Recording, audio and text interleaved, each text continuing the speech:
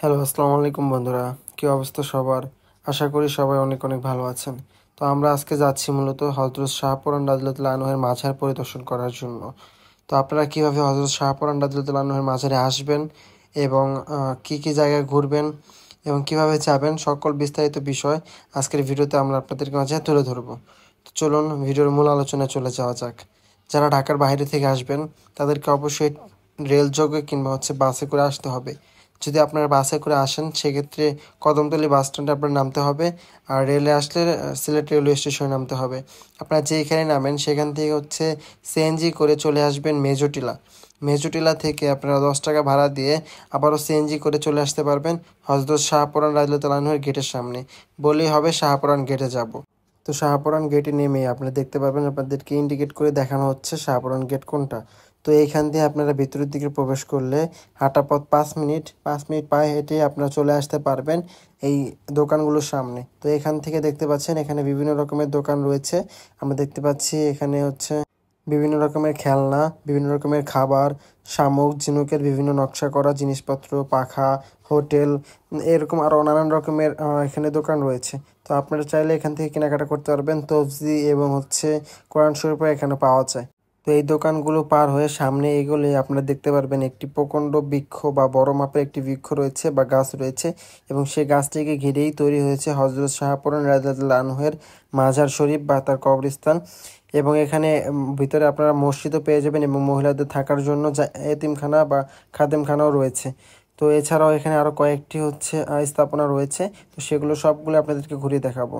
তো ভিউয়ার্স, আমরা এখন হযরত শাহপরান রাদিয়াল্লাহু আনহু-এর যে মাজারটা রয়েছে সেই মাজারের ভিতর প্রবেশ করতেছি। দেখতে পাচ্ছেন আমরা এখন ভেতরের দিকে যাচ্ছি। তো ভেতরের দিকে যাওয়ার আগে আপনাদের কথা বলি, ভেতরে কিন্তু ভিডিও করা নিষেধ, সেজন্য কবরস্থানের ভিডিওটা আমরা করলাম না। তবে আশেপাশে ভিতরে কী রয়েছে সেই ভিডিওটা আমরা করেছি। ভেতরে মূলত কোরআন শরীফ এবং বিভিন্ন রকমের গ্রন্থ এবং হযরত শাহপরানের কবরটা রয়েছে।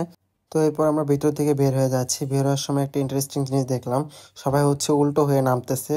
তো যাই হোক, আপনাদের সাথে এই বিষয়টা শেয়ার করলাম দেখার পর। তো এরপর আমরা ভিতর থেকে বের হয়ে আপনাদেরকে সামনে দেখতে পাচ্ছেন, এটা মহিলা এতিমখানা। শাহপরানের মাজারে প্রবেশ করার আগে এটা রয়েছে। এখানে আপনারা যারা মহিলা আছে তারা এতিমখানায় বড় হতে পারে। এবং এছাড়াও এই পিছন দিকে আরও কয়েকটি ভবন রয়েছে। তো সেগুলো আপনাদেরকে ঘুরিয়ে দেখানোর জন্য আমরা সেই দিকে গিয়েছিলাম।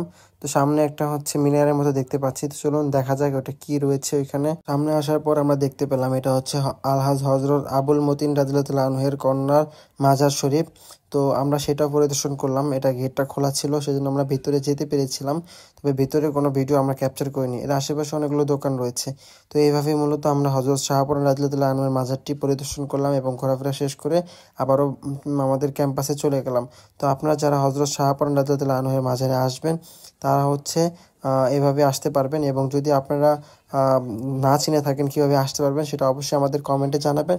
আমরা চেষ্টা করব তার উত্তর দেওয়ার জন্য। যেহেতু আমরা সিলেটের আশেপাশে অনেক দিন ছিলাম, সেজন্য আমরা সেই জায়গাগুলো ভালোভাবে চিনি। এবং আমরা যেহেতু আমার বন্ধু সেই ক্যাম্পাসের আশেপাশেই থাকে, সিলেট শাহপরান মাজার থেকে সিলেট ইঞ্জিনিয়ারিং কলেজ খুবই কাছে। আমরা সেখান থেকে এসেছি, এই জন্য আমরা একদম ইজিলি জায়গাটিকে ক্যাপচার করতে পেরেছি। তো আপনার যদি কোনো সমস্যা থাকে কিংবা কোনো প্রশ্ন জানার থাকে অবশ্যই কমেন্টে জানিয়ে দেবেন, আমরা চেষ্টা করবো তার উত্তর দেওয়ার জন্য। আসসালামু আলাইকুম ভিউয়ার্স। সিলেট সংক্রান্ত যাবতীয় আরও অনেক ইনফরমেশন আমাদের চ্যানেল রয়েছে, অনেক ব্লগ রয়েছে, আপনারা চাইলে সেগুলো দেখে আসতে পারেন। এবং হযরত শাহজালাল রাদিয়াল্লাহু আনহু-এর ভিডিওটাও আপনারা দেখে আসতে পারেন।